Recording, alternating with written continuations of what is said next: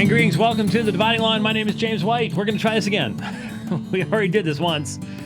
And according to Rich, we are struggling. And I don't know why. I don't understand these things. But Rich is blaming YouTube. So what can I say? I don't know anything about YouTube. I mean, I know how to use YouTube. I have YouTube TV. But evidently, you know, it could just be that YouTube doesn't like us anymore, and so they're hitting us with stuff. I don't know. I have no earthly idea. But at least the chances are minimal that what will happen yesterday happens today. Because yesterday we got hit with a power spike that took out the computer because the backup UPS, the allegedly UPS was IPS. So the uninterruptible power source was interruptible power source, and it died. And so the computer went down, and we couldn't recover the file, and that was it. There was an hour's worth of programming gone, and couldn't recover it, and that's all there was to that. So the chances of another power spike taking out the new UPS, then you start putting those little cameras in the office, you know, watching at 3:00 in the morning to see who's coming in to mess with stuff. So yeah. So worst comes to worst, if this is herky-jerky bad live, I'll minimize my Twitter window so I don't see it, and we'll get it recorded and we'll get it up, and because it's almost like there's stuff piling up to get to, because I'm still doing my studies. I'm sure Ken Wilson is very happy about that. I'm still doing my studies, and stuff is still happening, and so we've got to work on stuff here. So we've got to get to it.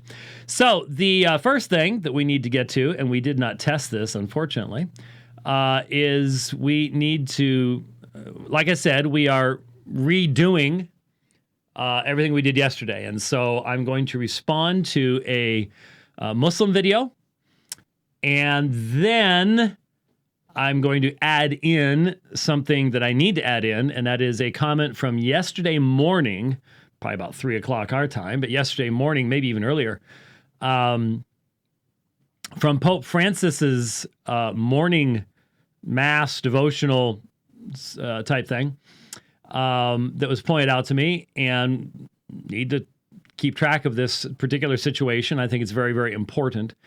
Then I've got some reading from the Institutes to do with you, and then we get back into, I have had the opportunity of spending a number of hours over the past couple of days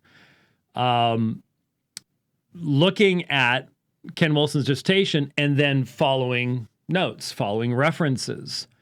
I can't always do that on secondary sources because he wrote this at Oxford University and had a very large library. I've got a pretty good library, but it ain't Oxford's. But especially when we're quoting from Augustine or Athanasius, I've got all that. So we're going to be doing some Ken Wilson says, and then Augustine actual. This is what he really said. And all of that's going to help us to really get focused in on the fundamental error, the fundamental flaw. This doesn't work. It will never work. It will lose in debate. It will lose in debate badly. DuPeD, the attempt on Ken Wilson's part to create a concept that will allow him to let you listen to Calvin speaking and then go, that's Manichaeism. No, it's not. And the fundamental foundational differences are far too large to substantiate the assertions that he himself makes. And so we will be getting to that. It's going to be a trucker length dividing line. Let's put it that way. The truckers who were upset that yesterday we didn't provide them with anything to listen to should be happy with with this one. So I maybe, Obviously, God works everything according to the counsel of his will. I had looked at this video just briefly right before the program yesterday. So since the program didn't go off, I had opportunity to get the fuller video, which is 5 minutes long instead of 2.5 minutes long. And also figure out who the author was and what their context was. Ibn al-Qayyim was the successor to a very, very, very, very, very well-known name that we've talked about more than once in the program, Ibn Taymiyyah. If you know anything about, the developing terminology as to which Muslim groups are which and the overriding views and purposes and so on and so forth, you know the name Ibn Taymiyyah, especially because of his emphasis upon Tawheed. And if you have any strong emphasis upon Tawheed, you will end up with a strong emphasis as well upon the various forms of shirk. Tawheed is the oneness of Allah. Shirk is the association of anyone or anything with Allah. This can be in regards to his names, his attributes, his worship, so on and so forth. There are different categories of shirk, different levels of shirk, but shirk is the unforgivable sin. So the Quran is very clear about that. So you have Ibn Taymiyyah's successor, in essence. He was a student of Ibn Taymiyyah anyways. Many people saw him as his successor. This is a poem that this man wrote to Christians. So this gives you an idea. This is not 100 years after Muhammad. Utilizing Western terminology, Western numbers, this would be, 700 years approximately? Because he's contemporaneous with Ibn Kathir. So it centuries down the road. You would think by this point in time that there would be an accurate understanding on the part of Islamic leadership of what Christianity teaches and believes. But that's not been my experience. That's not the case. And of course, the same thing is true in reverse, even to this day, even though I would say you can find many, many Christian writers and scholars that are fully aware of the fundamental and foundational assertions of Islam. But when it comes to, the man on the street, your average Christian is just as ignorant as your average Muslim of the other person. But this isn't your average street guy. This is a scholar. And the fact that he is so disconnected from the reality of what Christians believe says a lot about where the conversation between Muslims and Christians has been for a long, long time. So here is the poem. I just turned the sound off on that. My understanding is the poem is being recited in Arabic behind this, but that's not going to make it very easy for us to really be able to hear anything or really understand it. So I'm just getting rid of the sound. What I'll do is I'll play it. It is translated at the bottom of the screen in English. I'll stop it, respond to each statement. A couple of the statements are similar or just sort of poetically repeating what has been said before. And we'll work through it that way. Worshippers of Christ, we'd like your most wise to answer. We'd like your most wise to answer our questions. Okay. Anyway, all right. If our God was murdered by some people's actions, and you'll notice it, okay, then what sort of God is this? Well, this would be a God who is totally sovereign over what is taking place in his world, and hence, from eternity past, had chosen this mechanism as his means of self-glorification. The Father, Son, and the Spirit in eternity past chose to reveal the attributes of the triune God, his power, his wrath, his justice, his might, as well as his love, his grace, his mercy, in the drama of redemption.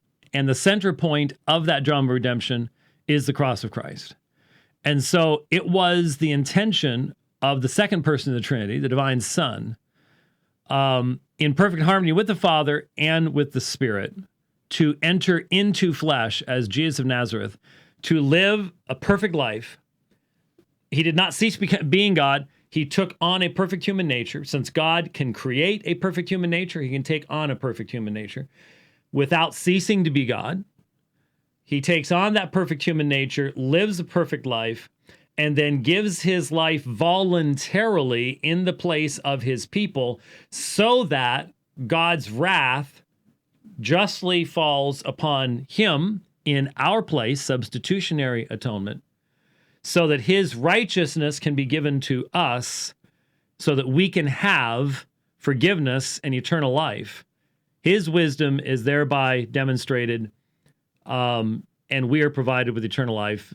The triune God is glorified by this entire drama as it takes place. So that is what sort of God this is. Now, the Muslim struggles with this because of the emphasis upon Allah's transcendence. And Christians believe that God is transcendent in the sense that he is not of necessity connected to human things or to created things in that sense, but that he voluntarily, in grace, enters into relationship with us. It's not something that he is forced to do by any necessity in of himself or external necessity or anything else, but he does so because he loves and he desires to accomplish his purpose. So what sort of God is this? It's triune God of Scripture. It's triune God of Scripture. And we wonder, was he pleased by what they did to him? I'm thinking that the reason is this worked better last time is I wasn't playing it off of the thing because it keeps covering the words. I think we were playing it off of YouTube or something last time, and that's why it didn't show up. I don't know. So then, were they pleased? Was he pleased with them? If so, then blessed are they, for they must have achieved his pleasure. So this is not a valid objection from a Muslim perspective, because you believe that Allah accomplishes his purposes without coming to the conclusion that that means that Allah is pleased in sinners or in sin. So the I think much clearer revelation in the Hebrew scriptures and the Christian scriptures is seen in passages such as Genesis chapter 50, Isaiah chapter 10, Acts chapter 4, where God ordains what takes place, but his intention in it is good, and the intention of mankind is evil. They are judged on the basis of the intention of their heart. He is glorified on the intention of his part. And I would think that for most Muslims, especially someone in the line of Ibn Taymiyyah, that would be a sort of a given, that you'd accept that, understand that. That would seem to make sense to me, but maybe not. I don't know. But if he wasn't pleased with them, then this must mean they overpowered him. Well, if in the sense that you're saying that what happened overpowered God, well, no, of course not. Acts chapter 4, just mentioned it just a moment ago, verses 27, 28, the early church prays what Herod, Pontius Pilate, the Jews and the Romans did, God's hand and God's will had predestined to occur. So they did not overpower him. He could have called 10,000 angels, is a phrase that we frequently utilize to respond to something like this. So was the present entity left without a God, an all-hearing being who can hear prayers? And the answer, of course, is no. Now, when I reviewed this yesterday, I was a little confused as to exactly how this connected with what came before, because I thought maybe because of the picture that they were talking about in the garden. But the scene before was more about the crucifixion, so there doesn't seem to be as much knowledge on the part of the Muslim poem writer as you might have expected. But the idea is, in death, did God cease to exist? Well, even Muslims do not believe that death is cessation of existence.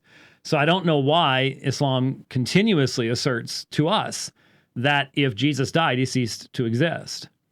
We do not believe that death causes someone to cease to exist.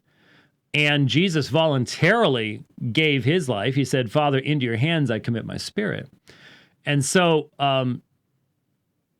if you understand, and it's clear that Ibn al-Qayyim did not understand the doctrine of the Trinity, even if you somehow have some idea of cessation of existence, the Father didn't cease to exist. The Spirit did not cease to exist. And it's quite possible that, as many Muslims do, it's quite possible that the idea here is you're responding to what's called modalism, the idea that the Father, Son, and the Spirit are one person, which is a ancient heresy, but is not one that we actually believe. And were the heavens vacated when he was placed under the earth and the dirt above him? Again, this is a poem, so you get some of that. No, the heavens were not vacated. He did not cease to be God. The Father did not cease to exist. The Son did not cease to exist. The Spirit did not cease to exist. This was the giving of the human life that had been taken on by the Son himself. Perfect human life, the God-man. But again, it's not cessation, no vacation, vacation, not quite the same thing. But no, that would not be the case at all. And then the next assertion, and was the universe left without a God to manage it while his hands were being nailed down? Same answer as before. No, that would not be the case. That's assuming that there is only one divine person. And why didn't the angels help him when they heard him cry out in pain? Because it was not his intention that they should do so. It is amazing that I'm sure that they were utterly amazed at the condescension of their maker in allowing himself to be treated in the way he was. But this was the intention from eternity past. And again, it would just strike me that most Muslims should be able to understand this. Most Muslims I've spoken with do believe in qadar, and if they've not given much thought to it, because I don't think the Quran really does address it very much, but if they've not given much thought to it, still the idea that God has perfect knowledge of all future events should be rather natural to most Muslims, and that therefore he has a will that he is accomplishing. We just believe that will is much more exhaustive, evidently, than many Muslims do, and included the crucifixion itself. And how could any wooden beam hold up a true God while he is being fastened to it? Well, it has been said more than once that one of the amazing things, one of the amazing truths, is that Jesus made the very wood, the very tree from which the wood was taken upon, the cross was made, that he was nailed to. And I did yesterday, and I suppose I should still do so again, I did read, I was reminded when I saw this of a section from an early Christian writing around in the 160s, 170s, so very, very early, about 120 years after the time of the Apostle Paul or so, somewhere around in there, 110 years or so after Paul, and about 140 years after the crucifixion. This is Melito of Sardis in his Passover sermon. He said, and so, I think I remember getting this too. And so he was lifted up upon a tree, and an inscription was attached indicating who was being killed. Who was it? It is a grievous thing to tell, but a most fearful thing to refrain from telling. But listen, as you tremble before him on whose account the earth trembled. He who hung the earth in place is hanged. He who fixed the heavens in place is fixed in place. He who made all things fast is made fast on a tree. The sovereign is insulted. God is murdered. The king of Israel is destroyed by an Israelite hand. This is the one who made the heavens and the earth and formed mankind in the beginning, the one proclaimed by the law and the prophets, the one enfleshed in a virgin, the one hanged on a tree, the one buried in the earth, the one raised from the dead and who went up into the heights of heaven, the one sitting at the right hand of the Father, and the one having all authority to judge and save, through whom the Father made the things which exist from the beginning of time. This one is the Alpha and the Omega, this one is the beginning and the end, the beginning indescribable and the end incomprehensible. This one is the Christ, this one is the King, this one is Jesus, this one is the leader, this one is the Lord, this one is the one who rose from the dead, this one is the one sitting on the right hand of the Father. He bears the Father and is born by the Father. To him be glory and power forever. Amen. So again, from Melito of Sardis in the mid to late 2nd century, from a sermon on the Passover, affirming that yes, Jesus made the tree upon which he was crucified. That is exactly part of the great condescension and love that was shown in his self-giving.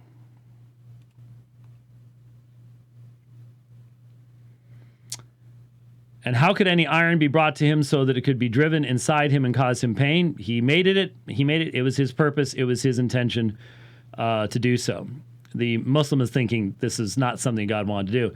And how could his enemies' hands ever reach him so that they could whip him from behind? It was his intention that he do so. This is the prophecy that was given in Scripture long beforehand. And did this Christ revive himself, or was there another God that brought him to life? So again, it does seem that Ibn al-Qayyim is assuming a heresy known as modalism, is the idea of one, it's a Unitarian idea, which is understandable. So it's understandable if you are a Unitarian, as he would have been, to push your ideas into the Christian experience. But that is not the case. We are monotheists, but we are not Unitarians. And so the Bible actually describes the Father as raising the Son, the Spirit as raising the Son, and the Son as raising himself. He said he has authority to take his life back again. And so the resurrection is a triune action in the New Testament scriptures. Again, all the earliest Christian writings confirm this. I could give you there's a fantastic quotation from Ignatius, for example, where he associates the three together in the one work of the gospel, and that's 107, that's 106, 107 AD, so very, very, very early. And there is nothing from that time period that says otherwise, as you would expect if, in fact, the standard understanding of Muslims is the case, and that is Paul sort of messed everything up, and the original apostles wouldn't have believed all this. Well, this is not the case. And so Father, Son, and Spirit were involved in the resurrection. There aren't any other gods. There's only one God, Yahweh, creator of all things. So, no. Okay. That one's staying on the screen for, there we go. And how strange is it that a grave could be enclosed on a god, and even stranger is the womb that enclosed him. So again, this is the assumption on the part of Muslims to this very day that the incarnation cannot happen. This is really, this is why the debate we had in 2011, and wish we could have more debates like it, remains central to this subject, and that's where we debated, can God become man? Because this is the real issue. The real issue between Islam and Christianity, this is where Muslims just simply can't go to this point because of the assumption that God cannot take on that which he himself created.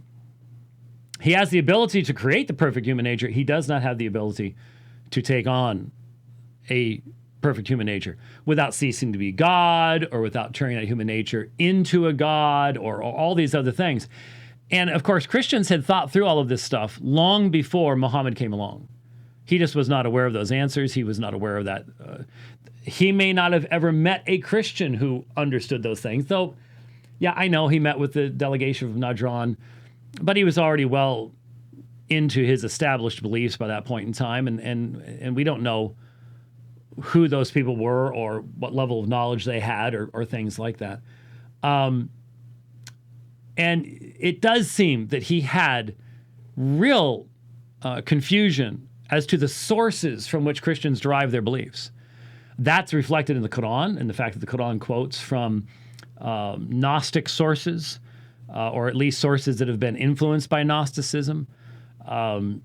Non-canonical works, the making of the clay birds, causing them to come alive and fly away. That's from the infancy gospel of Thomas. That's not canonical scripture, but the author of the Quran didn't know that. And it is interesting, if any of you are falling asleep right now, I think Rich is. He's actually says that he's not falling asleep. He is looking very carefully at the monitors and watching every little thing that's going on. Just the horizontal and the vertical. He is tuned in. He's going to keep it going. See? I was on a roll there. But in case you were tuning out with all the Muslim stuff all of a sudden, it is interesting that a number of writers have theorized, because how do you prove it, but have theorized that Muhammad had interaction with, you ready? Manichaeans. That's not possible. Well, yes, it is possible. At least, let's put it this way, that he had interaction with people who at least could speak of what Manichaeans believed. Maybe not, I mean, he could have met them. And would he have been able to differentiate between them and Christians? Because Mani, middle of the 3rd century, he dies in the middle of the 3rd century. So he's only a couple hundred years beforehand. Manichaeism does spread into those areas. So it's possible. We can't prove it one way or the other. I mean, there's so much about Muhammad's life we can't answer questions about. We can only speculate about. But it is interesting. Why? This will plug into the Ken Wilson stuff later on. Mani had 2 visions of al-Taum. Now, al-Taum is the twin. The first one, I think it was like 12, and then about 10 years later. And that was based upon this idea of there being a divine twin. Each person has a divine twin in the divine realm. That's not really relevant, but he is informed that he is the Parakletos. Mani claimed to be the Paraclete. What do Muslims say about Muhammad? That he's the one prophesied in John 14 and 16. And Mani claimed to be the seal of prophecy, or the seal of all the prophets, which is exactly the language that is used of Muhammad as well. So it is interesting. You do wonder at that point. But the whole point being, I honestly see no evidence in the Quran or the Hadith that Muhammad possessed the ability to be able to differentiate between Christians, Christian heretics, Gnostics, and Manichaeans. So, given that Manichaeism, Mani was told that he was going to bring all the great religions together into one in his message. So, when Manichaeism went west into Rome, then it emphasized Jesus. When it went east, it emphasized Buddha. And it was almost like interchangeable. You know, like, these people are more into the Jesus stuff, so we'll use Jesus here rather than Buddha, so on and so forth. So how would Muhammad have been able to know, since he did not understand Orthodox Christianity? How would he have been able to tell the difference? He did not differentiate about sources. So how could he differentiate about specific theologies? That is a question. So this takes us back to the question here. And how strange is it that a grave could be enclosed on a god, and even stranger is the womb that enclosed him? The whole idea from the Islamic perspective is how strange that the Creator would condescend to enter into his creation. And that is the issue that separates Christians and Muslims, especially as regards to Jesus. No two ways about it. So the next statement is, which he remained inside for 9 whole months in utter darkness, being fed by blood. Yes, he did. He was truly a man. And so he did. He was not, as some people theorize, beamed out of Mary. The prophecy, and I believe Muslims believe that Isaiah was a prophet. The prophecy in Isaiah chapter 9 says a child will be born to us, a son will be given to us. And the root for child and born in Isaiah 9:6, Yalad, Yelid and Yalad, goes straight into Arabic. It's the same triliteral root in Arabic as it is in Hebrew. They're both Semitic languages. And so, yes, a child was born to us. There was blood on the straw. He was truly human. So the life that he gave could truly take the place of that which we owed, and provide for our salvation in the process. Then he emerged from the womb as a small child, completely helpless, reaching out to be breastfed. Yes, indeed. That does not mean for a moment that the universe was without direction or that the Son himself had ceased to be God. None of these things are true, but the assumption, if you buy into a Unitarian idea, that would be necessary, but we're Trinitarians, not Unitarians, so that's not a objection to us. Thus he ate, drank, and after he answered the call, which comes naturally, so is this really your God? And so the objection there, of course, is that, well, if Jesus ate and drank, then he had to do everything else that mankind does, and therefore he can't possibly be God. Again, the underlying assumption being Allah could create all this. And here's one of the interesting things. Was Adam created good? Well, Adam ate. So how can that be bad? And so the assumption is, looking from the fallen state, and of course the fall is not seen the same way within Islam.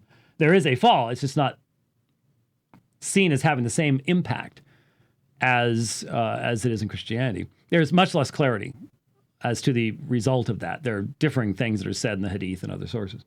Anyway, but the idea is Allah, this would be beneath Allah. And at least that does have a chronic foundation in Surah 5. You have the same argument being made there.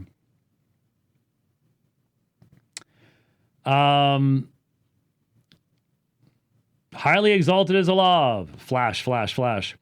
And that's where he ended. I think that's where he ended before. But we see what the rest of it says here. Highly exalted is Allah above the lies of the Christians. I wonder if the shorter version was so that you did not include the Quranic style condemnations, each of whom will be asked about their fabrications. And so if you believe what the original followers of Jesus wrote, and you have nothing earlier than them, then these are called fabrications and the lies of the Christians. Asserting things that are not true of Allah is the concept of the writer. Oh, cross worshippers. Now, this is important for you to see. We didn't get into this last time. This is new stuff now. But cross worshippers. Oh, cross worshippers, for what reason is someone exalted for accepting this and blameworthy for rejecting it, the cross? Now, again, you would think that there is that one example of a meaningful Muslim-Christian dialogue in the early years that we've gone over in the past. I'm not going to go into it right now, but it doesn't seem like that continued for very long. And so it's understandable that people would view us as cross worshipers because they don't understand what the cross means. There is when I would wear a cross, and I'm wearing a cross more often these days because, to be perfectly honest with you, I see a day coming when we're not going to be able to wear it at all, where it would be dangerous to do so. And I happen to know of many brothers and sisters in the world who can't wear one for sake of possibly losing their life or being arrested. So as long as I've got the freedom to do it, I'm going to remember what the Apostle Paul said to the Galatians. He said, "But God forbid that I should glory except in the cross of the Lord Jesus Christ, by whom the world is crucified unto me, and I unto the world." Now, I understand that Muslims do not understand the centrality of the cross. They do not understand the centrality of the person who died upon the cross. And they do not understand that the cross itself is not the point. It is the act that took place upon the cross. We rejoice and we glory in the cross, not because the cross as a wooden, God did not preserve that. Christians in the medieval period thought that he did, and there were fragments of the true cross all over Europe.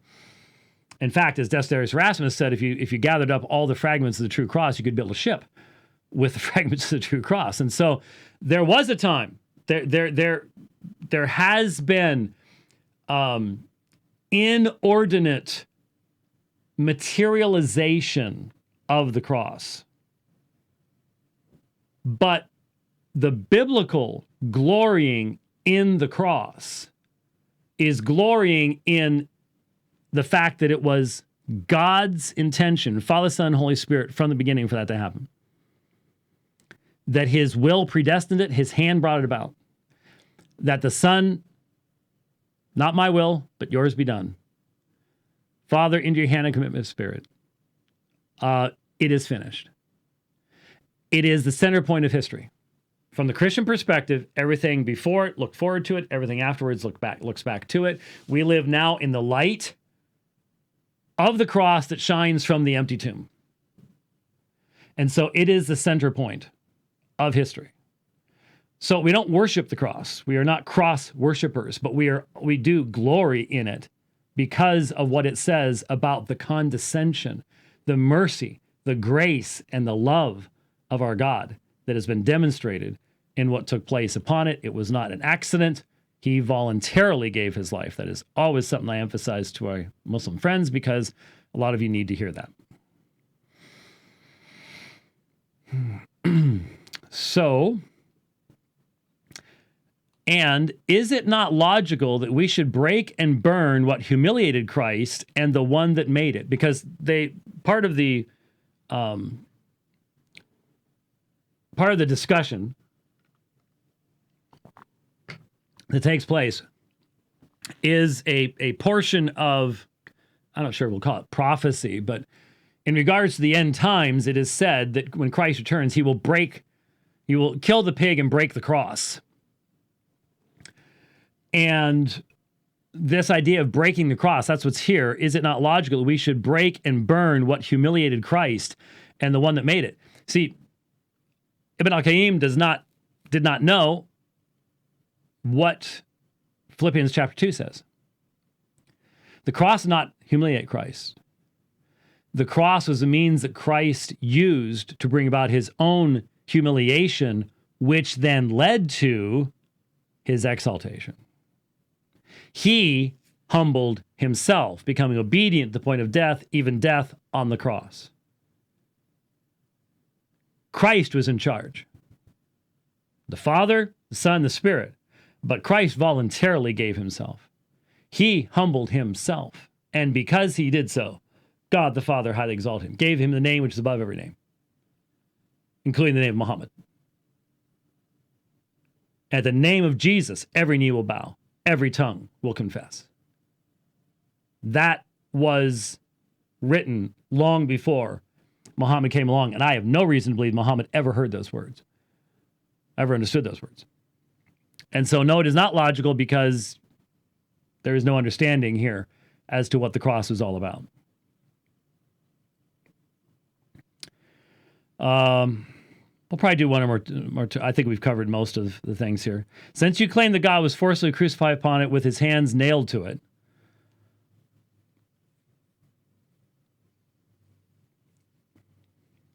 for truly what a cursed cross to carry, which one should discard instead of kissing when glanced upon. And so, again, this primarily developed, I'm sure, out of the response of, once the borders of the Islamic Empire firmed up, after that century of expansion, then eventually there has to be, fact. The Muslims have to deal with the fact they have Christians in their lands, and so they're observing what people are doing. And just like the Romans misunderstood what Christians were doing, and by this point in time, Christians were doing things they shouldn't have been doing, as far as excesses of veneration and things like that. Mariolatry and hagiolatry had developed by that point in time, things that were not soundly biblical. That's where this is coming from in the mind of the Muslim. So we've covered the main part there. I'm gonna, since we've not only got that but also have the Pope's thing. I'm gonna go ahead and call that at that particular point and hope that that is useful to you in responding to what has been said about that. I was sent, shifting gears now, and thank you for having sent that to me. I apologize if my initial response was too brusque. It just seemed, I'm just thankful that I know of Muslims who have taken the time to find out what we believe. But the reality is they are the minority. They are the minority. And I'm talking about who actually then address Christianity. I would expect that any Christian who's going to address Islam is under obligation to accurately represent the other side. I realize that does not always take place. But in my experience, there is significantly more desire on the Christian side to understand Islam and to read Islamic sources than vice versa. I just don't find many Muslims doing that the other way around. Okay. So with that said, yesterday morning, which would have been early, maybe even the night before our time here in the United States, Pope Francis had a, what would they call this? There was a specific name. Private daily mass at his residence, Casa Santa Marta, on May 4th. So yesterday morning, Italy time. And he said something during this. This is reported by zenit.org, which is there in Rome. It's a Roman Catholic source that wants to get the Pope's words out to everybody. So this is not one of these, somebody heard somebody say that they had talked with the Pope and he had said such and so. No, that's not what this is. Here's the section from the brief papal homily. In the gospel, the Lord says to us, I have other sheep that are not of this fold. I must bring them also, and they will heed my voice. So there shall be one flock, one shepherd, John 10:16. The Lord says, I have sheep everywhere, and I am shepherd of all. This all in Jesus is very important. We think of the parable of the marriage feast, when the guests would not come, one because he had bought a field, another because he got married. Each one gave his reason for not attending, and the king got angry and said, go now to the thoroughfares and invite to the marriage feast as many as you find. All, great and little, rich and poor, good and evil, all. This all is the vision of the Lord, who came for all and died for all. But did he die also for that wretch who has made my life impossible? He died also for him. And for that brigand, he died for him, for all. And also for the people that don't believe in him or are of other religions. He died for all. This doesn't mean that one must engage in proselytism. No. But he died for all. He has justified all. The rest of the paragraph isn't overly relevant. But I want you to catch the terminology. Obviously, for example, the Universal Catechism of the Catholic Church emphasizes universal atonement. Because of the theology of Rome and the doctrine of the sacraments, well, what you have is provisionalism. What you have is the death of Christ provides grace that is then channeled through the sacraments. So Rome has the sacramental system, provisionalism has autonomous faith. But in both cases, the death of Christ does not actually save anyone. And so it is absolutely universal. But once you get into South American Roman Catholic theology, the impact of liberation theology really started flourishing there, in the 50s? And just really blew up in the 60s, and hence is extremely important in the education of Pope Francis before he became Pope. When you look especially at the South American context, where there is a tremendous amount of Marxism, you're seeing here what happens when politics grabs hold of a bad imbalance in a theological system and creates this situation. Now, the historic Roman Catholic position is not universalism. That's obvious. It should be obvious from anyone who reads almost anything from the history of the Roman Catholic Church, from Unum Sanctum being just one of many examples of the fact that Rome has not been universalistic. I have said for quite some time that I believe that the Pope minimally it's unquestionable that the Pope is an inclusivist. But he has said many things that seem to indicate he is a universalist. Remember the young boy who came up to the Pope and asked the Pope if his father had gone to hell because his father had died and his father was an atheist. And the Pope's response, once he was told the story, was that his atheist father had gone to heaven because he had had his kids baptized. So you can be an atheist and go to heaven. The idea of believing the right things, of having a true confession of faith, can be transformed into almost anything else. And it is in liberal Catholicism, liberal Protestantism. We all saw the video. I thought I'd seen this video before, but we all saw the video of the people walking into some Protestant cathedral. It came out over the weekend, but I thought for sure it was the same one that I had seen 2 years ago, of this procession where you have people dressed as trees. They're literally on stilts. They look like Guardians of the Galaxy without getting trimmed properly. And so we have the Protestants have their wacko leftist liberals too, just like the Catholics do. And so you get that kind of weirdness taking place. But here he's emphasizing the word all. This all is the vision of the Lord who came for all and died for all. But did he also die for that wretch that has made my life impossible? He died also for him. And for that brigand, he died for him, for all. And also for the people that don't believe in him or are of other religions, he died for all. And then sort of to make it rather plain, why else insert this here? If this is just, we're talking universal atonement, but you still have to do these things, then why does he say this?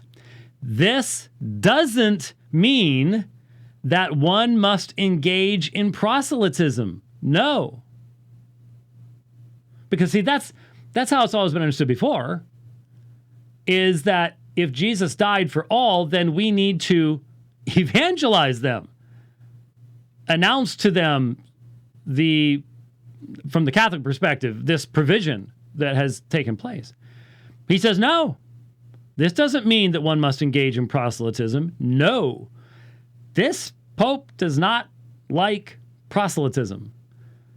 Could it get any plainer in light of the statement that he signed just last year with one of the Muslim leaders, that he is perfectly fine with you remaining a Muslim? You do not have to bow the knee to Christ. It's obvious. I know that theologically that can't be the case because he's the infallible vicar of Christ, right? But this doesn't mean that one must engage in proselytism. No, but he died for all. And then He has justified all. Now, that's not what Trent taught. That's not what Vatican II taught. That sure ain't what the other living pope taught. That is not the dogmatic formulation of the church. Now, I know. The response is this is not an infallible teaching of the Pope, and et cetera, et cetera, et cetera. And I just keep coming back. Look, how many years has this got to go on before we realize that this man only knows one chord on the guitar? He can only play one chord. And so it's useless to try to deny that that's the one chord he's playing. Well, I don't know. It sounds like a B flat to me. No, it's a C. That's all he knows. And how many times does he have to make it plain and clear? I don't know. But there you go. He has justified all. If that seems to get, if this was all alone, okay, maybe. But it's not all alone. It is a body of statements that lead to the inevitable conclusion that this man is a universalist. And that is not historic Roman Catholic teaching. Whatever you do with that. And, of course, he is the one that then makes people cardinals and assigns them to pontifical biblical commission places and seats and authority and everything else. And yeah, there you go. It's challenge. No two ways about it. It's challenge. Okay. We did a little reading earlier on from Melito of Sardis. And now I'm going to do a little reading from Book 3 of the Institutes of the Christian Religion. And yesterday when I did this, I didn't say who it was from, but some of that might have gone out. So, somebody may have run into it. I don't know. But so I sort of kept it in suspense, even though it really wasn't all that suspenseful. Kept it in suspense yesterday. Won't do that today. I have said numerous times, I will repeat now, the fact that one of the things that struck me in seminary as I read the Institutes for the first time, not as an assignment, but because I just wanted to read them once I had found out about Reformed theology and things like that, is the fact that the ink, and this was you can still see the marking, this was the set that I read, the ink still smudges. And what I mean by that is John Calvin had the ability to address truths of the Christian faith in a timeless fashion, in a fashion that was not parochial. It was not limited in its appeal or expression to just his time period. He makes reference to contemporary things, but it's amazing that even when he does that, it's like he's talking about people today. I've written many books, but I've never written a book that comes anywhere close to what Calvin was capable of writing. Just a tremendous intellect and a tremendous ability to communicate. And much more of a pastoral figure than he is given credit for, by the way, by many people. Including by many people who are his friends, I might add. We are dealing with individuals who I believe, are fundamentally opposed to the Reformation and to the theology of the Reformation, even though they are not Roman Catholics. We are dealing with the assertion made by Ken Wilson that if you believe what Calvin believed, you are a Manichaean Christian. In fact, once Rich gets back, so I had to let everybody know that you're leaving your post again. But let me just remind you, I saved this as a file just so I can play it at any point in time I want. Okay, so remember, this is Leighton Flowers and Ken Wilson. This is the conclusion of that first interview. This is their thesis. Say that Augustine was the first to clearly articulate these views. That coupled with what you found, it seems to be an insurmountable argument against a more deterministic understanding of the text. Yes, if you want to remain a traditional Christian. If you want to go be a Manichaean Christian with Augustine, then it's fine to take a deterministic view. But for a traditional Christian, you should hold a free will view. So, Manichaean Christian.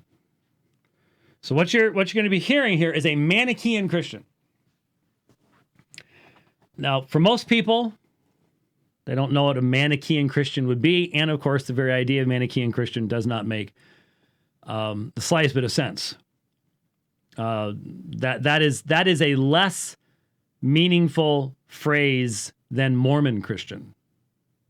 Really is. Once you understand just how wildly different the foundational story, concepts, worldview of Manichaeanism is, then you'll understand that.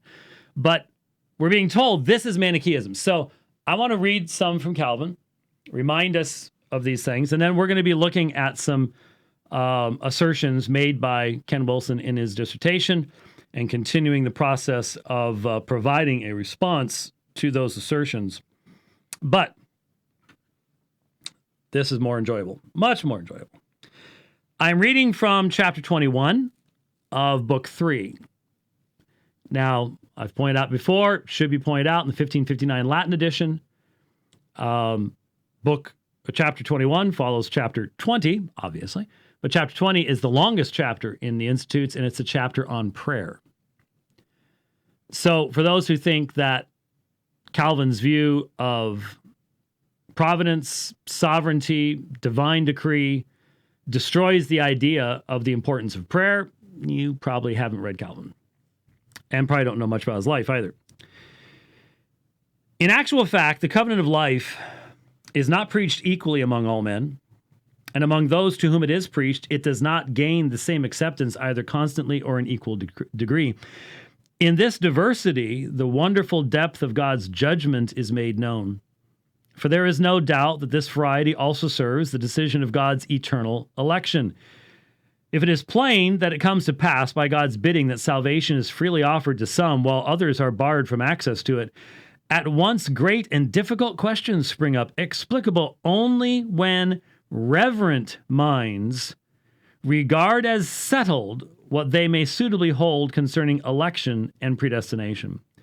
A baffling question this seems to many, for they think nothing more inconsistent than that out of the common multitude of men, some should be predestined to salvation, others to destruction. But how mistakenly they entangle themselves will become clear in the following discussion. Besides, in the very darkness that frightens them, not only is the usefulness of this doctrine made known, but also its very sweet fruit. We shall never be clearly persuaded, as we ought to be, that our salvation flows from the wellspring of God's free mercy until we come to know his eternal election, which illumines God's grace by this contrast, that he does not indiscriminately adopt all into the hope of salvation, but gives to some what he denies to others. How much the ignorance of this principle detracts from God's glory, how much it takes away from true humility is well known. Yet Paul denies that this, which needs so much to be known, can be known unless God, utterly disregarding works, chooses those whom he has decreed within himself. At the present time, he says, a remnant has been saved according to the election of grace. But if it is by grace, it is no more of works, otherwise grace would no more be grace. If to make it clear that our salvation comes about solely from God's mere generosity, we must be called back to the course of election, those who wish to get rid of all this are obscuring as maliciously as they can what ought to have been gloriously and vociferously proclaimed. And they tear humility up by the very roots. Paul clearly testifies that when the salvation of a remnant of the people is ascribed to the election of grace, then only is it acknowledged that God, of his mere good pleasure, preserves whom he will, and moreover, that he pays no reward since he can owe none. They who shut the gates, that no one may dare seek a taste of this doctrine, wrong men no less than God. For neither will anything else suffice to make us humble as we ought to be, nor shall we otherwise sincerely feel how much we are obliged to God. And as Christ teaches, here is our only ground for firmness and confidence, in order to free us of all fears and render us victorious amid so many dangers, snares, and mortal struggles. He promises that whatever the Father has entrusted into his keeping will be safe. From this we infer that all those who do not know that they are God's own will be miserable through constant fear. Hence, those who by being blind to the three benefits we have noted would wish the foundation of our salvation to be removed from our midst very badly serve the interests of themselves and of all other believers. How is it that the church becomes manifest to us from this when, as Bernard rightly teaches, quote, it could not otherwise be found or recognized among creatures, since it lies marvelously hidden, both within the bosom of a blessed predestination and within the mass of a miserable condemnation, end quote. But before I enter into the matter itself, I need to mention, by way of preface, two kinds of men. Human curiosity renders the discussion of predestination, already somewhat difficult of itself, very confusing, and even dangerous. No restraints can hold it back from wandering in forbidden bypaths and thrusting upward to the heights. If allowed, it will leave no secret to God that it will not search out and unravel. Since we see so many on all sides rushing into this audacity and impudence, among them certain men not otherwise bad, they should in due season be reminded of the measure of their duty in this regard. First then, let them remember that when they inquire into predestination, they are penetrating the sacred precincts of divine wisdom. If anyone with carefree assurance breaks into this place, he will not succeed in satisfying his curiosity, and he will enter a labyrinth from which he can find no exit. For it is not right for man unrestrainedly to search out things that the Lord has willed to be hid in himself, and to unfold from eternity itself the sublimest wisdom, which he would have us revere but not understand, that through this also he should fill us with wonder. He has set forth by his word the secrets of his will that he has decided to reveal to us. These he decided to reveal insofar as he foresaw that they would concern us and benefit us. We have entered the pathway of life, says Augustine. Let us hold steadfastly to it. It leads us to the king's chamber, in which are hid all treasures of knowledge and wisdom. For the Lord Christ himself did not bear a grudge against his great and most select disciples when he said, I have many things to say to you, but you cannot bear them now. We must walk, we must advance, we must grow, that our hearts may be capable of those things which we cannot yet grasp. But if the last day finds us advancing, there we shall learn what we could not learn here. That's the end of the quote from Augustine. If this thought prevails with us, that the word of the Lord is the sole way that can lead us in our search for all that is lawful to hold concerning him, it is the sole light to illumine our vision of all that we should see of him, it will readily keep and restrain us from all rashness. For we shall know that the moment we exceed the bounds of the word, our course is outside the pathway and in darkness, and that there we may repeatedly wander, slip, and stumble. Let this, therefore, first of all be before our eyes, to seek any other knowledge of predestination than what the Word of God discloses is not less insane than if one should purpose to walk in a pathless waste, or to see in darkness. And let us not be ashamed to be ignorant of something in this matter, wherein there is certain learned ignorance.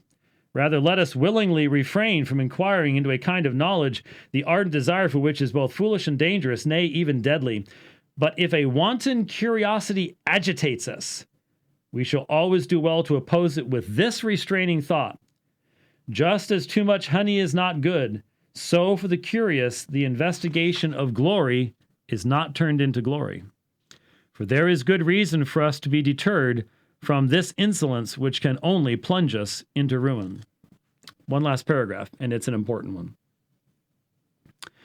There are others. So you talk about two different kinds. Here's the second. There are others who, wishing to cure this evil, all but require that every mention of predestination be buried.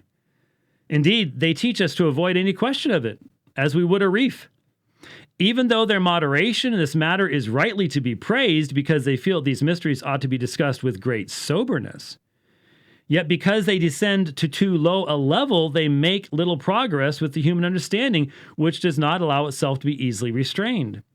Therefore, to hold to a proper limit in this regard also, we shall have to turn back to the word of the Lord, in which we have a sure rule for the understanding. For Scripture is the school of the Holy Spirit, in which as nothing is omitted that is both necessary and useful to know, so nothing is taught but what is expedient to know. Therefore, we must guard against depriving believers of anything disclosed about predestination in Scripture, lest we seem either wickedly to defraud them of the blessing of their God, or to accuse and scoff at the Holy Spirit for having published what it is in any way profitable to suppress. Now, obviously, it's a lengthy section, and it then goes into excellent biblical exegesis. I would suggest to you that the exact same form of exegesis, the exact same form of interpretation that Calvin presented for justification by faith alone, grace alone, faith alone, inspiration of Scripture, sufficiency of Scripture, the resurrection of Jesus from the dead, he uses the same hermeneutics and exegesis in dealing with predestination and election. He does not have to refer us to external sources, and he does not have to ever once adopt a Manichaean understanding of the text of Scripture. I would invite you to read it for yourself and see if that is not the case.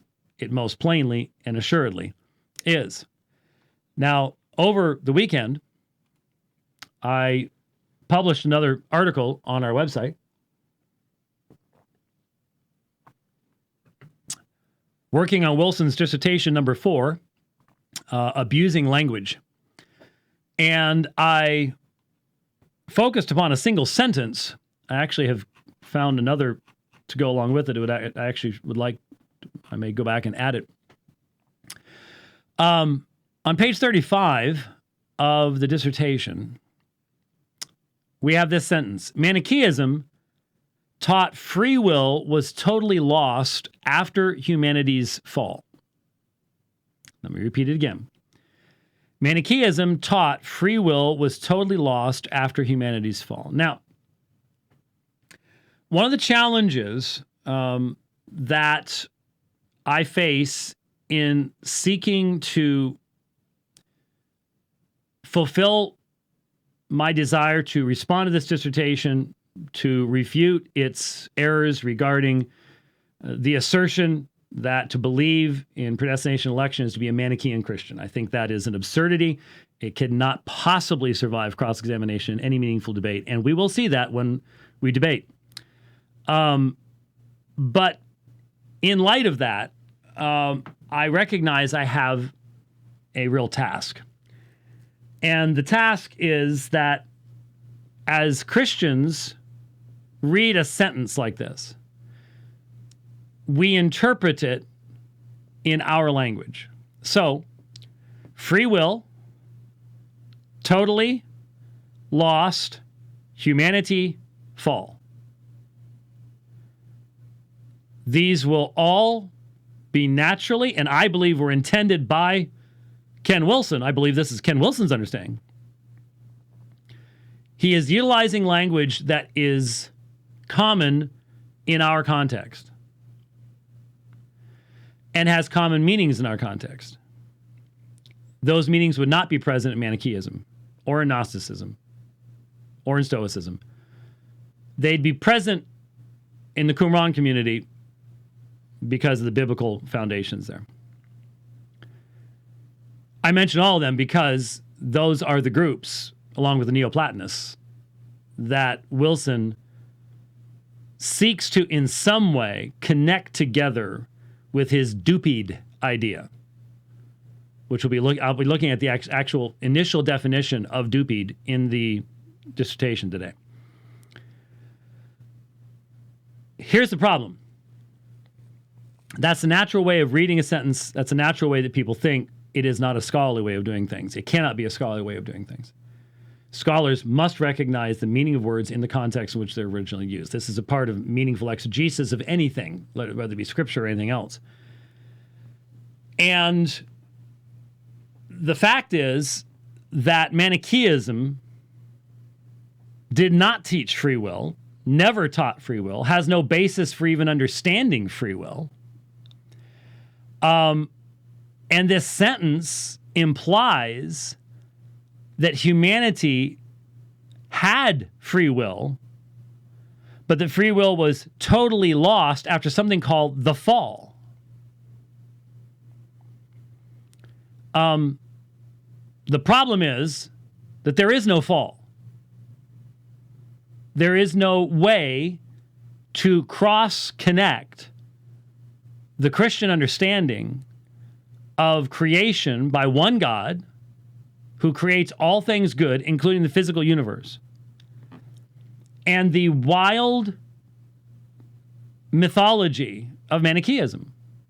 You can't do it, and let me prove that to you. Let me explain a little bit more about Manichaeism. How's that? I have some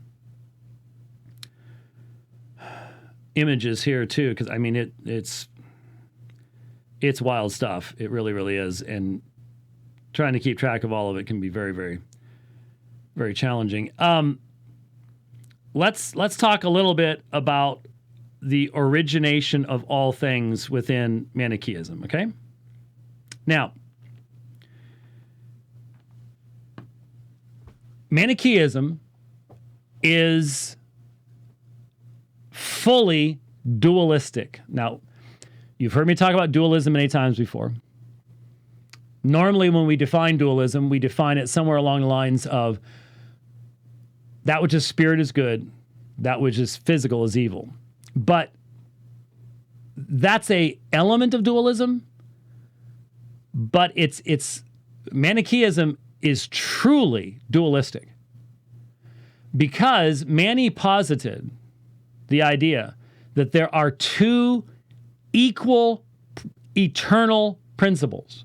One did not give rise to the other. There is no God who is self-sufficient in giving rise to all things within Manichaeism. There isn't. That would be enough right there, but that's just the start. Believe me, that's just the start. You have the kingdom of light. You have the realm of light. See, kingdom sounds so medieval, like knights running around, like that. That's not what it's like. But you have the realm of light and you have the realm of darkness. Good and evil. But it's light and darkness. And there's almost a physical property. Not technically physical, but there's a sense in which light exists as something. And you have the Father of greatness. Almost all of these systems have sort of this nebulous, undefined, great being who did not originate anything else. He's complete in and of himself. He's just light, undisturbed, beautiful. But then you have this, and has been so eternally, but over here you have the realm of darkness, and it's eternal too, and one didn't create the other. There is no divine decree in Manichaeism. No divine decree in Manichaeism. None. Sorry about that. None. Yes, I am saying that Ken Wilson tried to draw a direct line between a system that has no divine decree to the divine decree and failed completely in the process, as we'll see. I mean, all I got to do is explain this stuff, and the rest of you sit there and going, really? Wow. Okay. All right. Okay. So you have, in the kingdom of light, you have the Father of greatness. And at some point, the kingdom of darkness sees the kingdom of light and sees that it's beautiful and wants to possess it. And so the first battle begins, the first war begins, and there is an invasion. Now, I'm not sure how invasions take place like this. How does darkness invade light? I don't know. Everything that the Father of greatness does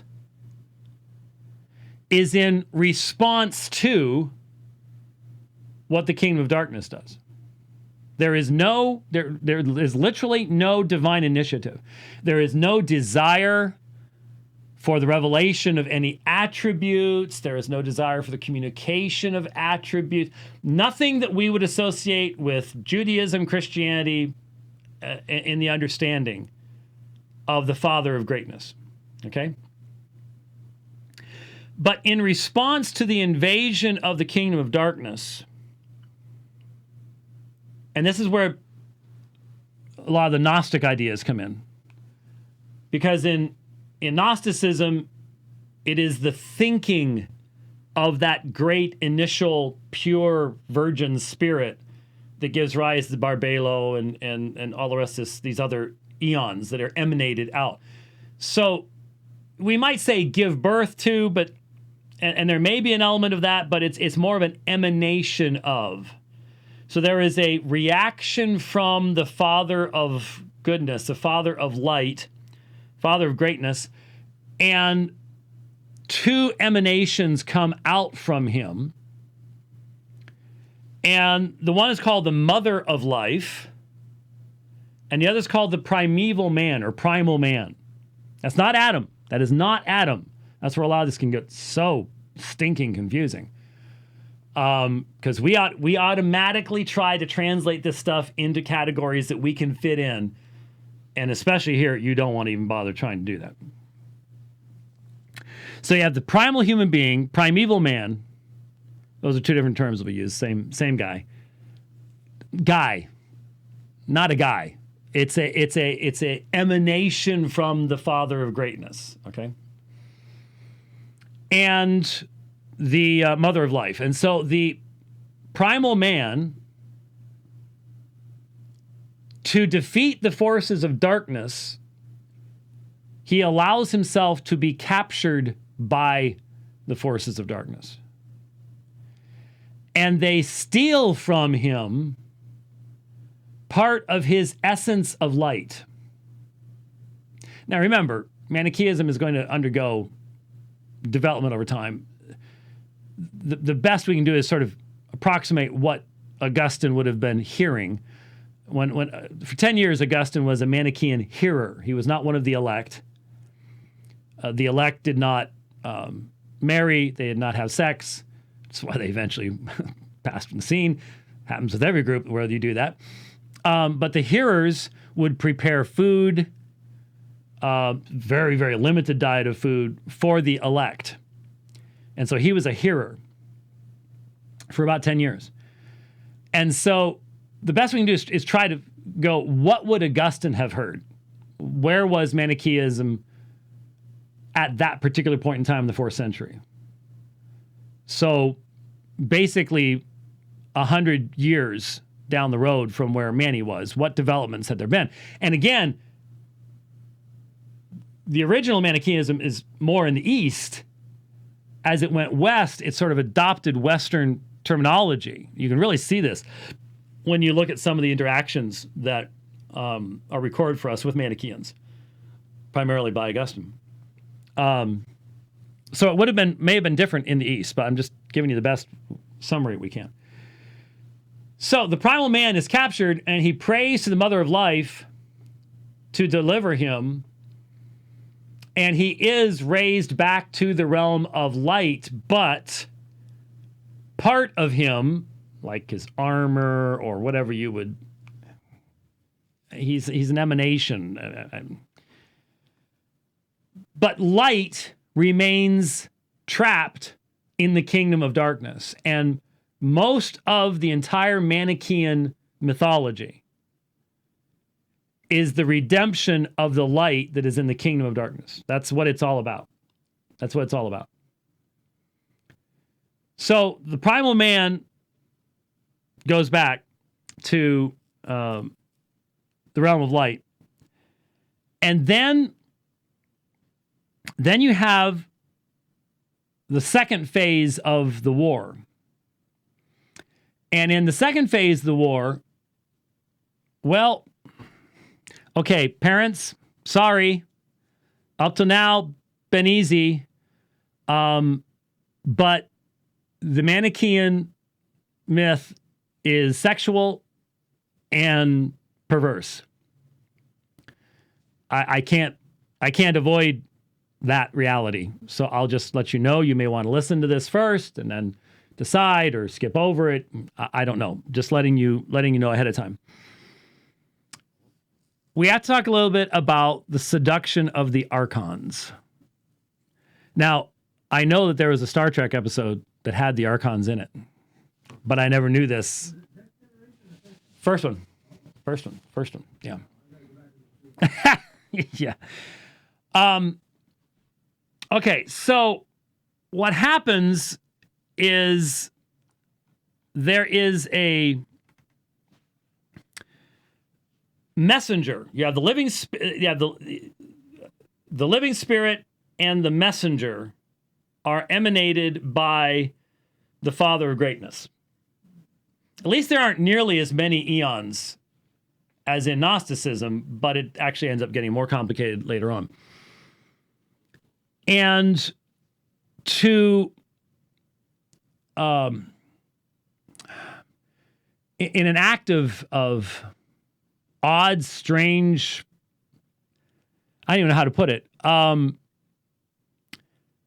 There is the messenger. Sometimes in the story is told in a boat or something like that, which comes from the realm of light, passes by some of the demonic dark powers. Now, we use the term demon in a very, very, very specific way. Daemon in Greek simply means powerful being, a being with supernatural power.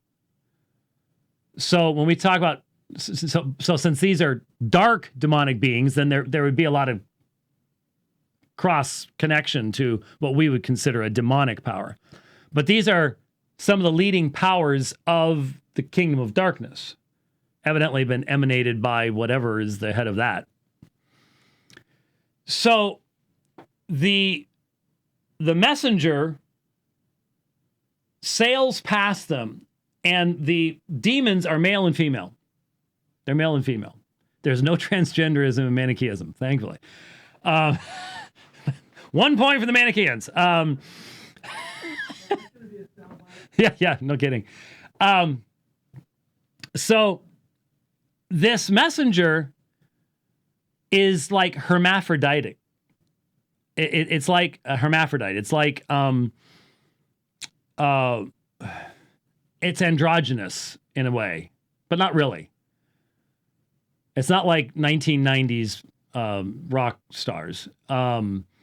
But to the male demons, the messenger appears as a beautiful naked female.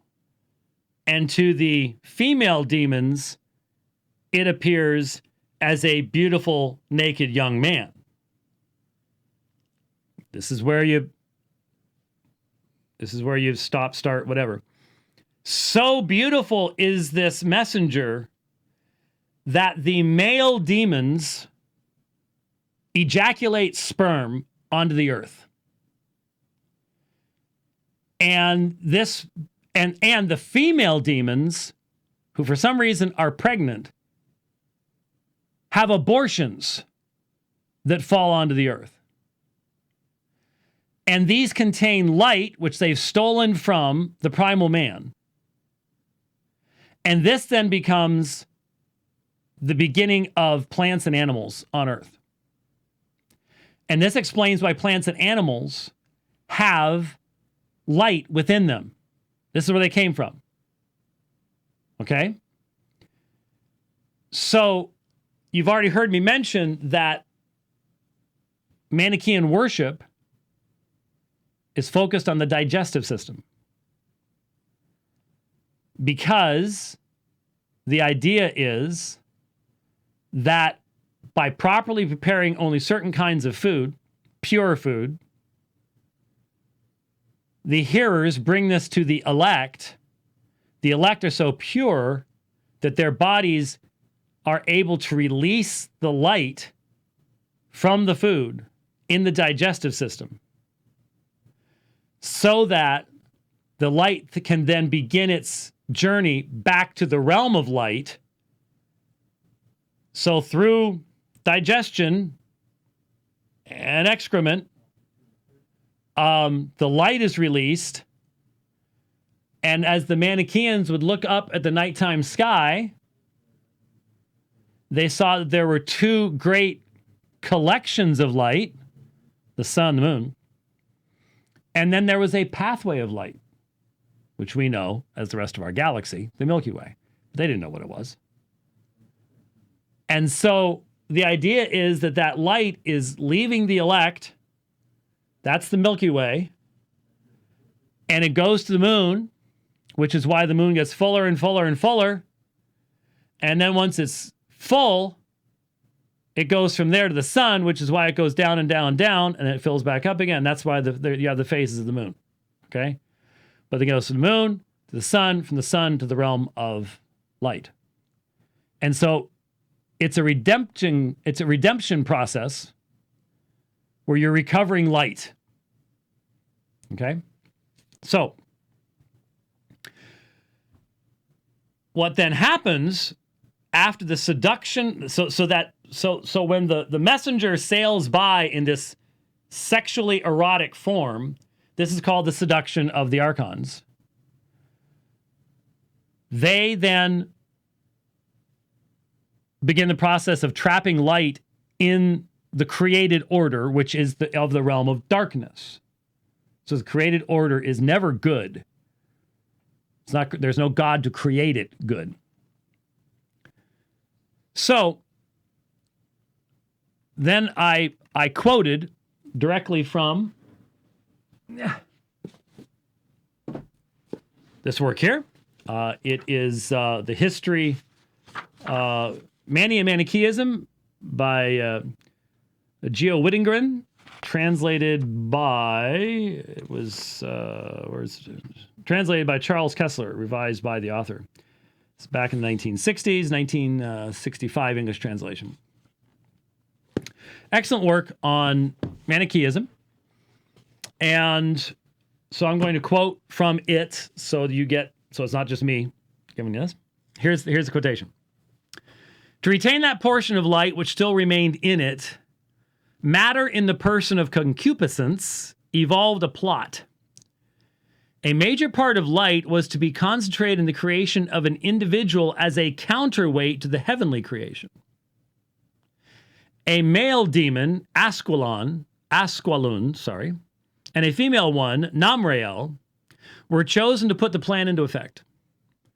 To assimilate those particles of light which had fallen upon the earth and were present in the archon's abortions, Asqualun engulfed all those monsters which were male, whilst Namrael was correspondingly served with the female ones. Then Asqualun had intercourse with her and begot Adam, then Eve, the first two human beings. Thus mankind, as has been properly stressed, originated from a revolting mixture of cannibalistic and sexual performances. His body as the purely animal manifestation of the archons, and his lust, the libido driving him in accordance with matter's plot to procreation and parturition, these are man's heritage from his demonic provenance. But the world of light neither could nor was willing to leave man at the mercy of the world of evil. In Adam was gathered the greatest portion of the remaining imprisoned light, and that was why he became the first subject of effort at redemption on the part of the world of light.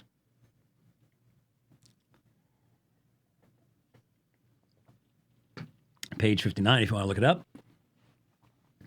So, mankind is the offspring of two demons who eat other demons and get light in them and then mate and produce Adam and then Eve. But since the light is particularly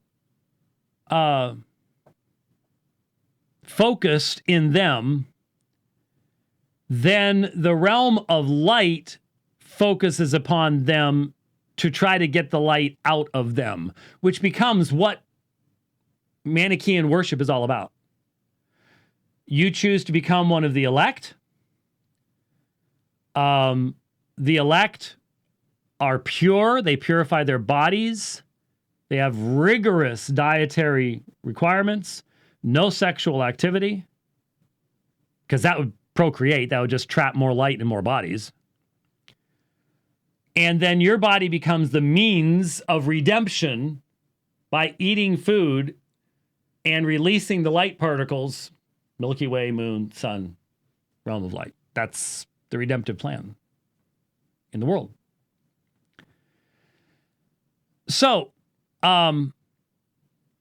with that portion of Manichaeism explained, you can turn the sound back on if you want, parents.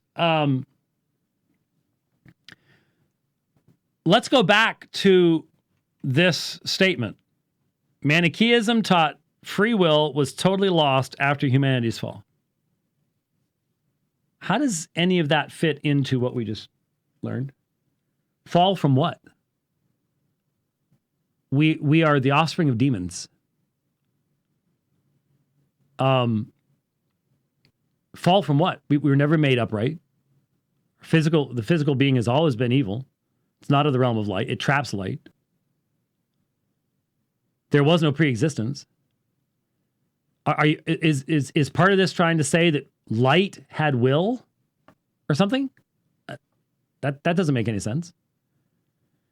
So, to say Manichaeism taught free will was totally lost after humanity's fall, the Manichaean idea is that mankind is created evil. So there is no fall. And redemption is getting the light out of ourselves. So, like, for example, when one of the elect dies, their light goes back to the realm of light. That's part of the redemptive process. When a hearer dies, their light does not go back to the realm of light. It is reincarnated in another human being who hopefully will become one of the elect and then continue the process.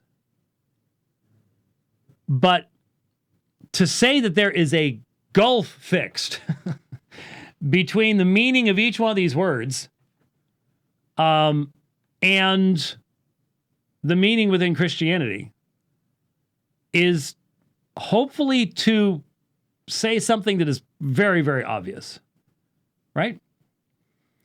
Now, like I said, there was another quote that I wanted to add in here real quick. Page 36, it's just the next page. This quotation. Mani's totally incapacitating fall, which destroyed free will, like Qumran, Gnosticism, and Neoplatonism, demanded a strict unilateral predetermination of eternal destinies by the spiritual God, then DuPeD, divine unilateral predetermination of individuals' eternal destinies. Can you see? Hopefully you can see that the nature of man, the nature of God, the nature of the will, the nature of the fall, everything is fundamentally different. Fundamentally different. To try to draw a connection would require a Herculean effort that I can assure you was not made in this dissertation at all.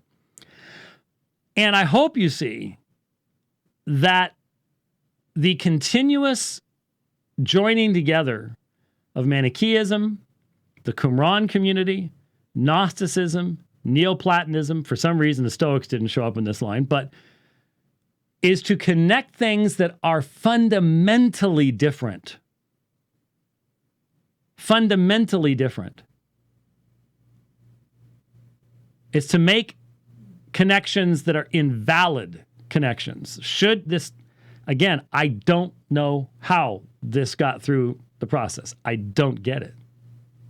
I don't get it. And we've only started. We've only started. So with that, let's look at this concept of DuPeD, okay? Because you might be sitting here going, I've never heard of this before. And I had not either.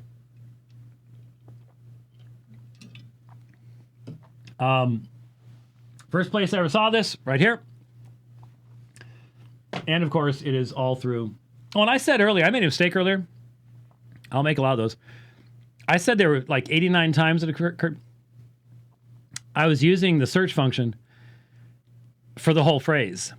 And one of the problems is the dissertation uses hyphenation, as it should.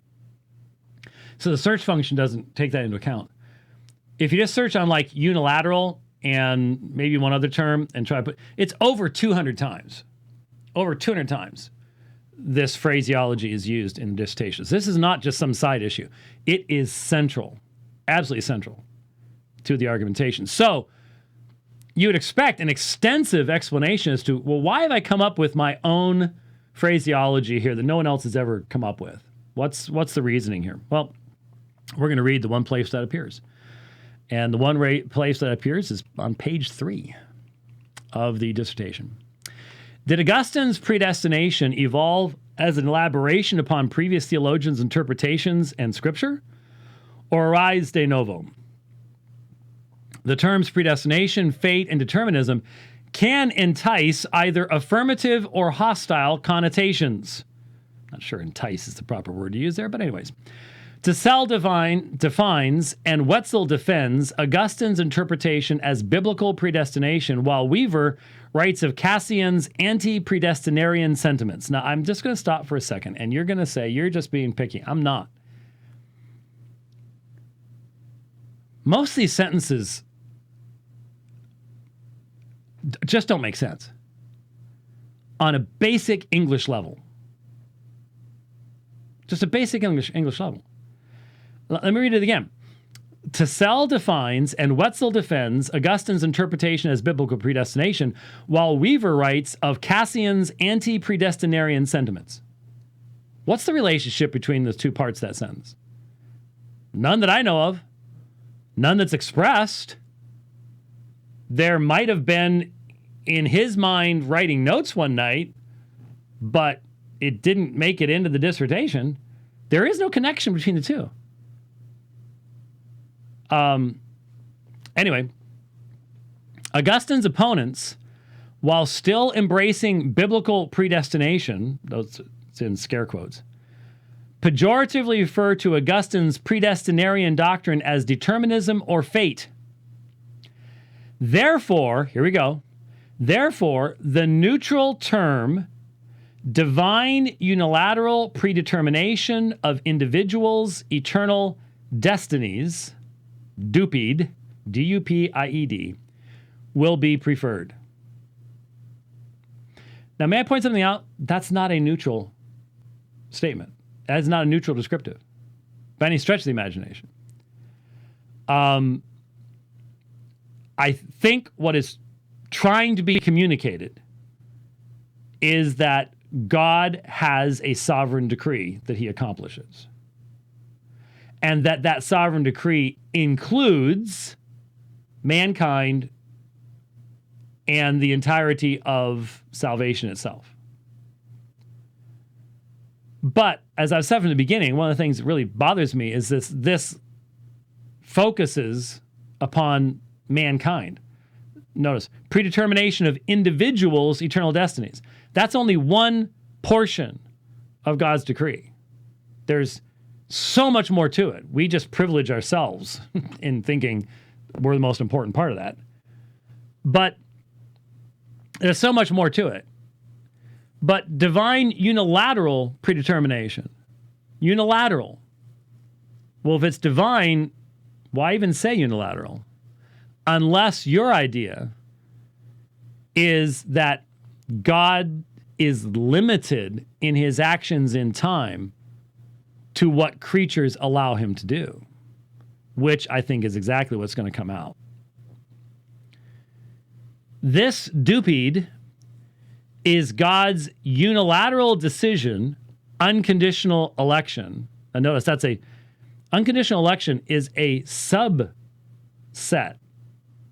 a lower portion of the divine decree, which includes working all things after the counsel of his will. This is all focused upon free will, no election, etc., and does not even begin to take into consideration the depth of the Reformed understanding of the decree. So DuPeD is God's unilateral decision, unconditional election. It is not based upon foreknowledge of human faith or responses in relational interaction. Responses in relational interaction. Now, God interacts with his creation in time. But it sounds like what this is saying is, and what he ends up doing is changed by what he experiences in time. Now, I understand that Dr. Wilson's working on a book on the sovereignty of God through history. I'll have something to say about that in just a moment. God's election is of specific individuals instead of nations, or foreordination of specific world events.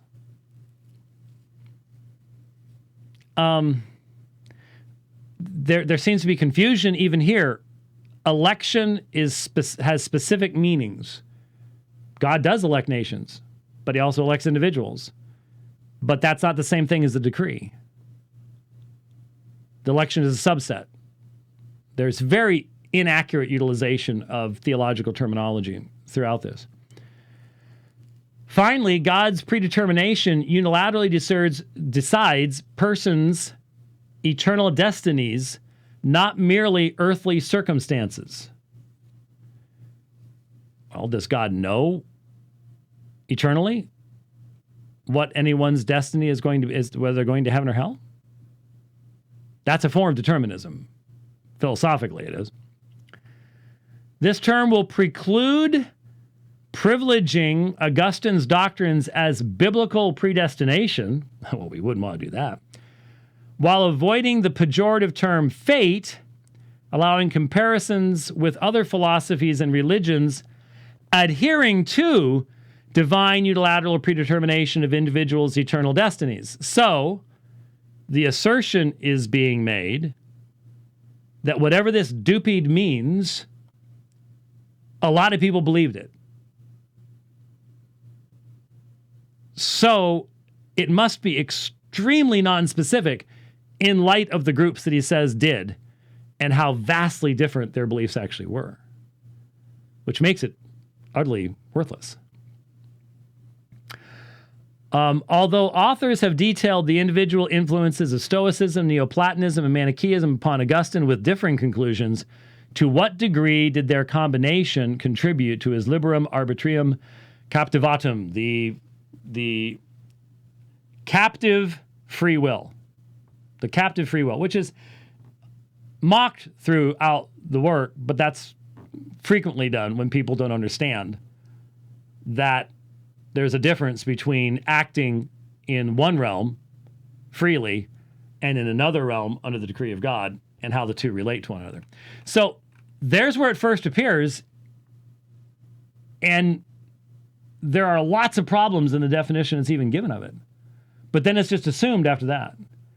And it will be asserted that the Stoics believed it, and the people at Qumran believed it, and the Gnostics believed it, and the Neoplatonists believed it, and the Manichaeans believed it.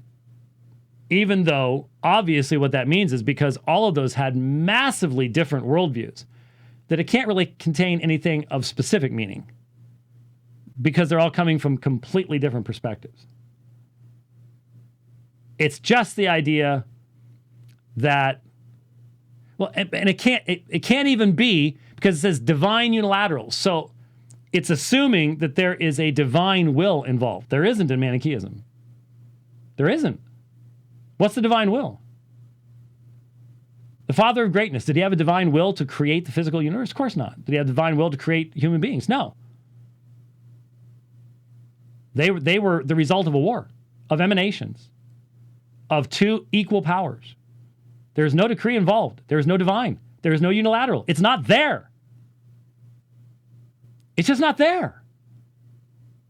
I don't know how you can't see it, but it's just not there. So to talk about Manichaean DuPeD is stupid, because it's not there. There's no divine unilateral. The first part's missing. So, okay. Now, moving to page 36. Where are we at? Oh, hour and 45 minutes, huh?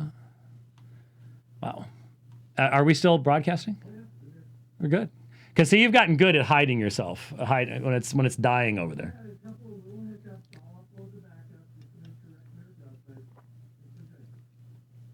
Good. All right. I've been doing a lot of work for you folks. This stuff isn't necessarily fun, however. You know, me and the wife are sitting out, social distancing on the front porch, you know, in the cool of the evening. There ain't no cool of the evening left now. This was before it got hot out here. 107 tomorrow. And this is what I'm reading. What are you reading, hon? You really don't want to know. You just, don't want to go there. Let me just mention something before I go to this. Dr. Wilson, if you're writing a book, as you say you're writing a book on the subject, may I suggest some reading material to you? Because in looking at your dissertation, I have come to the conclusion that your familiarity with Reformed theology is minimal, very minimal. Or you have such an amazingly strong bias and prejudice that you cannot hear what we're saying. So may I suggest a 2-volume set by Stephen Charnock, The Existence and Attributes of God? His section is materials on immutability, decree, things like that might be very useful. Or shorter one would be Absolute Predestination by Jerome Zanchius. Interaction with which would help you, I think, to see why those of us who are listening to what you're saying, we read your conclusions, we hear you saying that what we believe is actually Manichaeism, just look at you and go, wow, brother, you missed it. You missed it big time. I think it would help a lot. Really, really would. Okay. Page 36 of, I'm going to go right up to the hour, then I've got some place to run, so 2 hours, just have to do it for the day. I'm sure all the rest of you are going, no, we want more. Yeah, right. Okay. Hey, we covered a wide variety of stuff today. You got it, we covered a few things. All right, page 36. From ancient Sumer to Stoicism, from Qumran and Gnosticism to Neoplatonism and Manichaeism, fate and divine unilateral predetermination of individuals' eternal destinies have been championed. Notice just putting fate together with this. In contrast, Judaism's scriptures are interpreted by Jews as implying God's limited providence, allowing human freedom of choice, requiring caution in attempts to locate deterministic passages. Stop right there. Not an end note given. It's hard to respect this. I'm sorry. It is so hard to respect this. Because to make a meaningful statement, you would have to recognize, you would have to at least identify which Jews are you talking about. There are so many different streams of tradition. Who? Which rabbi? Which school? What time period? Are we talking pre-New Testament? Are we talking pre-Taniatic, Taniatic, Second Temple, post destruction of Jerusalem? What are we talking about here? Making the blanket statement, Judaism scriptures are interpreted by Jews as implying, oh, what I believe, God's limited providence allowing human freedom of choice. Who? Which texts? Requiring caution in attempts to locate deterministic passages. You don't have to have any caution. There's a lot of them. We've walked through Genesis 50 and Isaiah 10 recently. They're very clear. Very clear. And be happy to defend them in debate without any difficulty at all. I mean, it's just, there are so many. Psalm 33, let's do it. Straight up. But the dissertation is filled with this kind of statement. Because, like, I would go, excuse me, what Jews? And give me an example. The Apocrypha and rabbinical literature solidly support an individual free choice while simultaneously maintaining God's sovereignty over physical events without direct control by interposing foreknowledge of human responses. Where? Such as unfounded assertions just thrown out. The imposing Yetzer can be overcome when we avail ourselves of God's strength. Rosenzweig's demonstration of the evil Yetzeras in external force, and I copied this into some, I think it was in a different font or something in the other one. An external force attaching itself to humans instead of a Hellenistic intrinsic evil aspect of the psyche controlling the will has corroborated the Judaic emphasis upon free choice confirmed by Brand. I told you. This is hard to read, and it's not because it's so complex. It's just poorly written. Judaism rejected the pagan divine unilateral predetermination of individuals' eternal destinies doctrines, except for the extremist sect at Qumran and the writings of Philo of Alexandria, which a common Stoic Indo-Mesopotamian influence could explain. Broad statements. Judaism, not told what Judaism, rejected the pagan divine unilateral DuPeD. Where? Would they have even understood what that meant? I don't think so. But there's this insertion of this concept with the assertion, these people rejected it. All of the other church rejected it. But I never have to really define it. And I never have to really find it anywhere. And what we're going to be doing, and I've run out of time for today, but I already have at least 8 right here. And the only reason we got that many is because how much of Augustine I have to read to take you through this. Examples of where he'll say things like, then Augustine used this Manichaean DuPeD interpretation. And then you go to Augustine, like John 6:65. Go to Augustine, he just quoted John 6:65. He didn't even interpret it. He just quoted it. Oh, so that's a Manichaean DuPeD interpretation? He'll frequently say, the Manichaeans interpreted it this way. The Gnostics interpreted it that way. Won't tell us which ones, when, where. And then when you look up the source, there's nothing there to support it.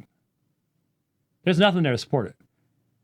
I have a feeling I'm probably the first person, other than the guys who are more focused on the baptismal issues, but I don't think they had the dissertation when we first started talking. I'm probably the first person to be looking these notes up.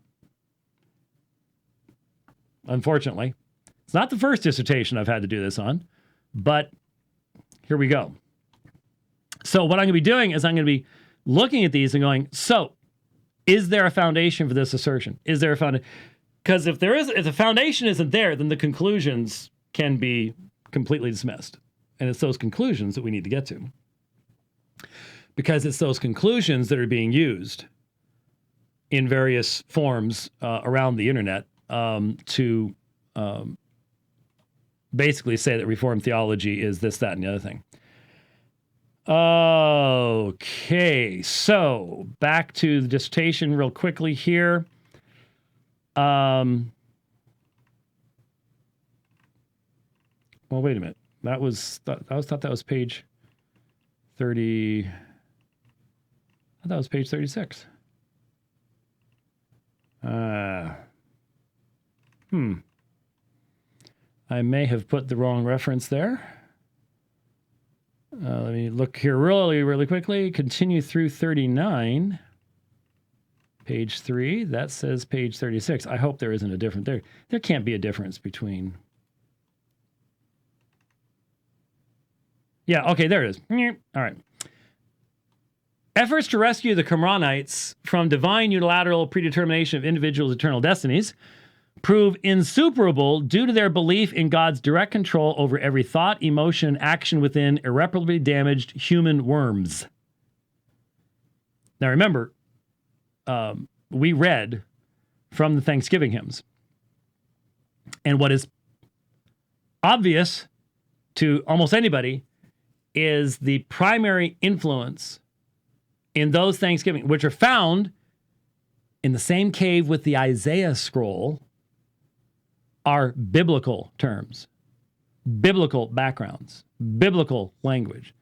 When we read the referenced section, remember this is sometime last week, every simile and allegory that was used in it, every example paralleled in Scripture. Paralleled in Scripture. So what we see here is at Qumran and in the Old Testament, you have compatibilism.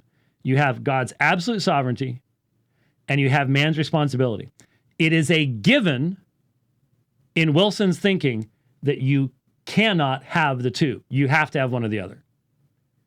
So whatever the answer to what the Bible teaches or what this group teaches, whatever the answer is, it can't be that. That's a given. That's not the conclusion of his studies. That's how it's being presented. It's not the conclusion of his studies. It is what drove the studies to begin with. That is very, very evident.